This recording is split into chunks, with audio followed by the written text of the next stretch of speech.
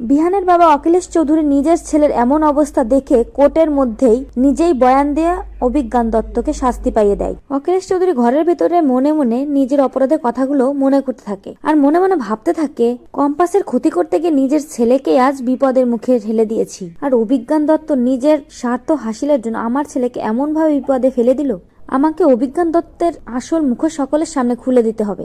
আমার ছেলের এত বড় ক্ষতির পেছনে দায়ী আমি নিজেই। আমি প্রথম থেকে যদি অভিজ্ঞান দত্তের ফাঁদে পা না দিতাম তাহলে আমার ছেলের এত বড় ক্ষতি হতো না। একথা ভেবে অঝরে কান্না করতে থাকে এবং দেখা যায় অভিজ্ঞান দত্তের বিরুদ্ধে সমস্ত প্রমাণ জোগাড় করতে থাকে অখিলেশ চৌধুরী, আর সমস্ত প্রমাণ কোর্টে দেখিয়ে বলে ওঠে আমার ছেলের এমন অবস্থার জন্য দায়ী কম্পাস নয়, অভিজ্ঞান দত্ত। কথাটা শুনে অভিজ্ঞান দত্ত অনেক রেগে যায়। এই ফুল এপিসোডটি পেতে ভিডিওতে লাইক দিয়ে আমাদের সঙ্গেই থাকুন। অভিজ্ঞান দত্তর সাথে হাত মিলিয়ে নিজের পরিবারের কতটা ক্ষতি করছে সেটা বুঝতে পারেনি অখিলেশ, কিন্তু আজ যখন ছেলের এই অবস্থা তাই এখন সে বুঝতে পারছে। বারবার সে একটা কথা ভাবছে, নিজের ছেলেকে কিভাবে বাঁচানো যায়।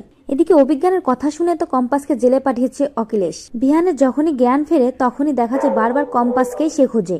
যখনই বিহান জানতে পারে তার বাবা কম্পাসকে জেলে পাঠিয়েছে সে আরো অসুস্থ হয়ে পড়ে। বিহান তখন বলে, না, এটা হতেই পারে না, কম্পাসকে ফিরিয়ে আনো, ওর কোনো দোষ নেই, এর পেছনে অন্য কারো হাত আছে, তুমি ওকে ফিরিয়ে নিয়ে আসো, তা না হলে আমি আর বাঁচতেই চাই না। তখন অখিলেশ বলে, না বাবা, তোর কিচ্ছু হবে না, আমি কম্পাসকে ফিরিয়ে এনে দেবো তোর কাছে। বলে অখিলেশ দেরি না করে কম্পাসকে ফেরাতে যায়। সেখানে ফেরাতে গেলে অভিজ্ঞান বাধা দেয় এবং নানান ধরনের কথা বলে। তোমার ভালোর জন্য আমি এত কিছু করলাম, তুমি আবার কম্পাসকে ফিরিয়ে আনতে যাচ্ছ। ঠিক সেই মুহূর্তে অখিলেশ বলে, হ্যাঁ, আমি আমার ছেলের জন্য কম্পাসকে ফিরিয়ে নিয়ে যাব, দরকার হলে আমার ছেলেকে বাঁচানোর জন্য আমি আপনাকেও জেলে দিতে পারি। যে কথা শুনে অভিজ্ঞান পুরো অবাক হয়ে যায়। অন্যদিকে কম্পাস বিহানের সাথে দেখা করার জন্য উতলা হয়ে আছে, কোনোভাবেই সে বিহানের সাথে দেখা করতে পারছে না। যখনই কম্পাস অফিসারকে অনুরোধ করতে চাইল ঠিক সেই মুহূর্তেই মোনা এসে হাজির হয়। মোনালিসা কম্পাসকে বলে, আজ বিহানের এই অবস্থার জন্য দায়ী শুধু তুই, এবং আরো বলে ও যেন এই জেল থেকে কিছুতেই বেরোতে না পারে। বিহান আর কম্পাসকে কখনো এক হতে দেবে না মোনা। সারা জীবন যাতে কম্পাসকে এই জেলেই কাটাতে হয় সেই ব্যবস্থাই করবে মোনালিসা। সবটা শুনে কম্পাস ভেঙে পড়ে। তবে সবকিছুর পেছনে কম্পাসের চিন্তা একটাই, বিহানের সুস্থতা। কিভাবে সে বিহানের সঙ্গে একটু দেখা করবে।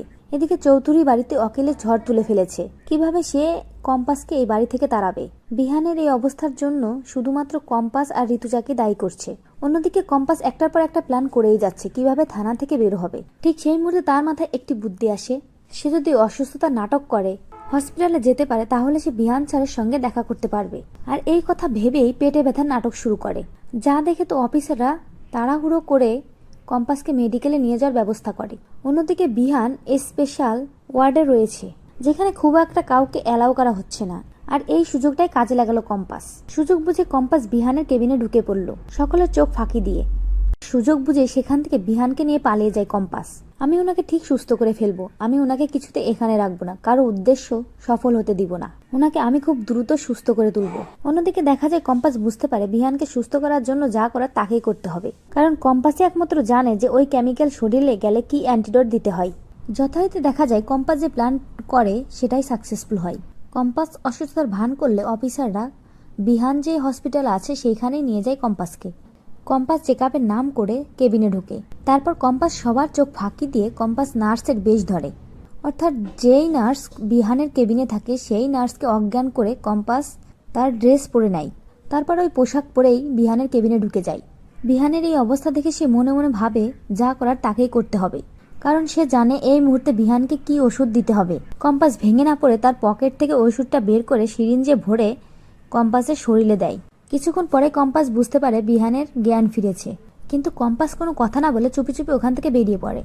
কেবিনে অন্য ডক্টর ঢুকে বিহানের জ্ঞান ফেরা দেখে চমকে যায়। অন্যদিকে দেখা যায় কম্পাস পুলিশকে বারবার রিকোয়েস্ট করছে, একবার আমাকে বিহান স্যারের কাছে নিয়ে যান, আমি একবার দেখব। এখন মনে হয় ভিজিটিং অ্যাওয়ার্ডস, এখন মনে হয় আমি গেলে দেখতে পাবো। আপনাদের কাছে হাত জোর করছি, আমাকে একবার যাওয়ার পারমিশন দিন।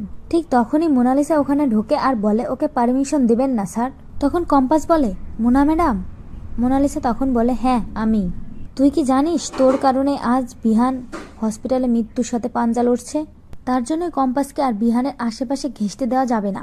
তো বন্ধুরা, এবার কি হতে যাচ্ছে কম্পাস ধারাবাহিকে দেখতে হলে অবশ্যই আমাদের চ্যানেলটি সাবস্ক্রাইব করুন। সকলকে ধন্যবাদ সম্পূর্ণ ভিডিওটি দেখার জন্য। আর নতুন নতুন আপডেট পেতে অবশ্যই ভিডিওতে লাইক, শেয়ার, কমেন্ট করতে ভুলবেন না।